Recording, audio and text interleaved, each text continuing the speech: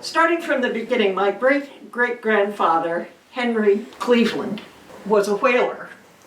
And he was in charge of a whaling ship, the Niantic. And his 3 sons were along with him. And this is a picture of the 3 sons that was probably taken in San Francisco. He was in the whaling grounds. He stopped in on the western part of South America and learned that they discovered gold in California. And as a result, a lot of people from the eastern U.S.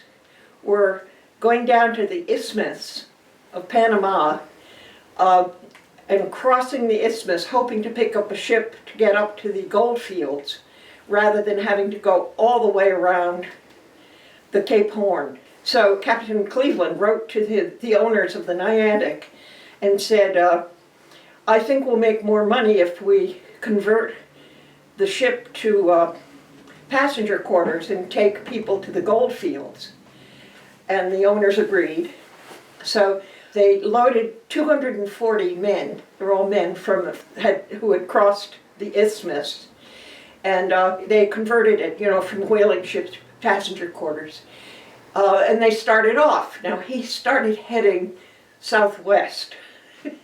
And the passengers got upset and they said, he's sailing the wrong direction. And they held a meeting. They gathered the captain together. I've got an account from one of the passengers explaining what this was like. The captain listened very courteously, and the passenger said, you're sailing the ship the wrong way. We know we want to get to the gold field, and it's to the northeast, not the northwest. And the captain said, well, let me explain to you. I've sailed the 7 seas all my life, gentlemen, and most of you have never been out of sight of land before. And I'm sailing southwest in order to pick up the trade winds. And by doing that, we'll avoid what they call the swamp, which if we were to go directly towards San Francisco, we'd get caught in the swamp and might be there for weeks or months. And what I'm going to do is I'm going to pick up the trade winds, and I'm telling you, I'll be the first ship into San Francisco. And then he said, I sail my own ship, gentlemen, good day, and left. Well, they ended up sailing southwest, and Niantic was turned into a store ship. And at some point, I think they had a big fire along there, and it was burned down to the water line, but then built up again as a hotel. The San Francisco Bay. It's just amazing what it looked like. See this? These are all these ships that had come in. I mean, they were just going crazy for gold. Well, as time passed, San Francisco Bay was filled in because it was just a swampy area, and the swamps meant nothing in the early days, the late 1800s, early 1900s. They filled in, and San Francisco built out. They were building the Trans Am building, and while building it, they found the hulk of a vessel, and it turned out it was the Niantic. There was a museum owner, I wish I could remember his name, I can't. He just started San Francisco Maritime Museum, and he got them to stop construction of the Trans Am building in order to salvage as much of this hulk as he could. And the hulk, of course, the Niantic had a shipment of, there were champagne, great cartons of champagne in there, and the owner got security guards to guard the remains so that nobody would salvage it. And the guards apparently drank the champagne. But I do have this bottle that ended up with us. The Trans Am building people finally decided we can't afford to stop construction on this anymore. But the museum owner had gotten the hulk out and had gotten it into his new little museum, which is the whole stern section, and I don't know how much, but quite a bit of it. Well, this was in 1978, My mother heard about this, heard about the discovery of the Niantic, and wrote to this man who was the owner of the museum and said, I'm in possession of the logbook of the last voyage of the Niantic, because it was my mother's great-grandfather, my great-great-grandfather. And if you'll send somebody in person to pick up this log, I'll donate it to the museum. So they sent this young man at the museum who just started work there. His name was Davy Hull.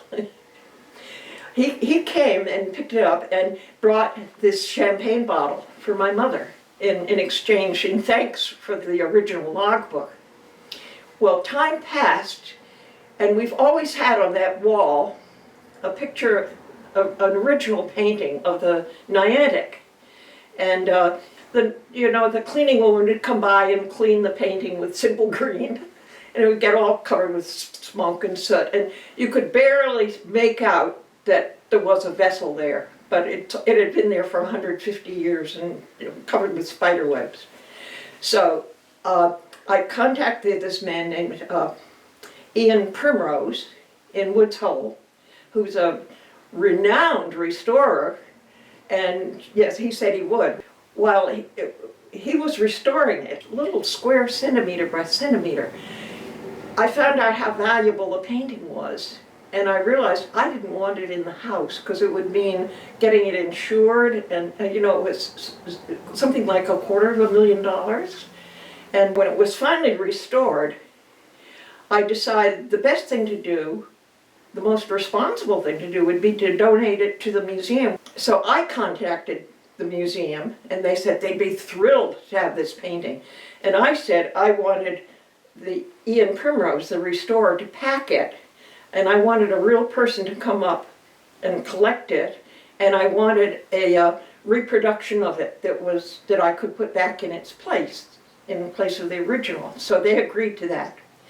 Well, they said they'd send this man, and they said, you also might like a little splinter from the ship.